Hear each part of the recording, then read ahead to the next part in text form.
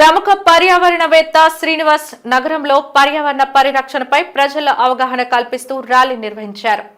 సాగర్ తీరంలో ప్రజల్లో పర్యావరణ పరిరక్షణకు తీసుకోవాల్సిన అంశాలపై చైతన్యం కల్పిస్తూ ర్యాలీ సాగింది.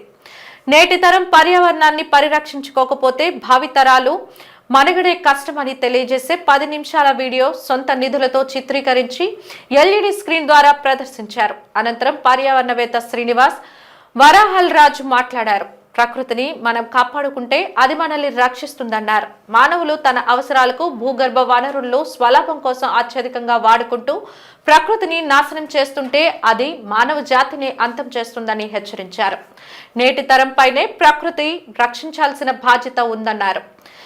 పర్యావరణానికి కలిగిస్తున్న హాని ఫలితంగానే నేడు వాతావరణంలో పెను మార్పులు చోటు చేసుకుంటున్నాయని తెలిపారు. గతంలో ఎన్నడూ లేని విధంగా విపరీతమైన ఉష్ణోగ్రతలు, అధిక వర్షాలు, క్లౌడ్ బరస్లు జరుగుతున్నాయని తెలియజేశారు. వీటికి కారణం పర్యావరణంలో సమతుల్యత దెబ్బతినడమే కారణమన్నారు.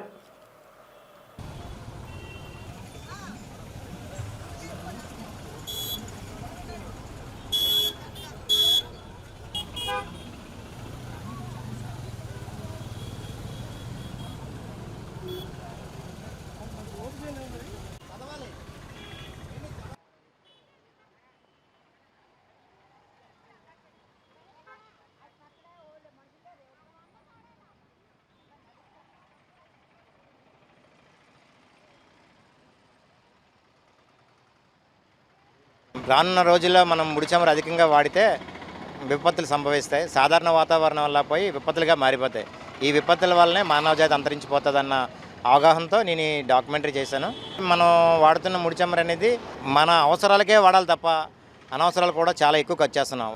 మనకు తెలుసు భూమి మన ఎప్పుడైతే గ్లోబలైజేషన్ బాగా ఎక్కువైపోయిందో దానివల్ల ప్రతి ఒక్కళ్ళు డంపింగ్ చేయడం, భూమిలో దాన్ని డిగ్గింగ్ చేయడం. మీకు ఇప్పుడు చూస్తే గ్రౌండ్ వాటర్ లెవెల్ కూడా లేదు, మనకి చాలా తక్కువ ఉంది గ్రౌండ్ వాటర్ లెవెల్. మనకి ఎంత మనం డిగ్గింగ్ చేసిన ప్రతి ఇంటికి ఒక బోర్ అయిపోతుంది, ప్రతి ఇంటికి ఒక మోటార్ అయిపోతుంది.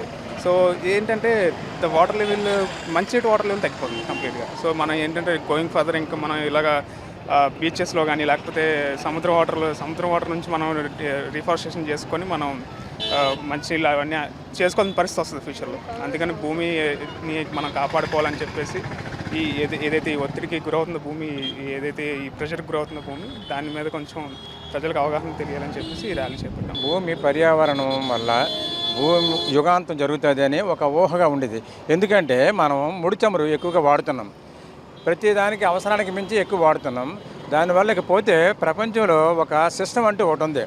శ్రావణ భాద్రపదాలు అనే సృష్టిలో వర్షకాలం అంటారు. శ్రావణం, భాద్రపద 6 నెలలు వర్షాలు పడతాయి. కానీ ఇప్పుడు భాద్రపద మాసం వెళ్ళిపోయినా కూడా ఆశ్వీజంలో కూడా వర్షాలు విపరీతంగా పడుతున్నాయి. హైదరాబాదు దక్కన పీఠభూమి, అక్కడ ఎక్కువ వర్షాలు పడవు.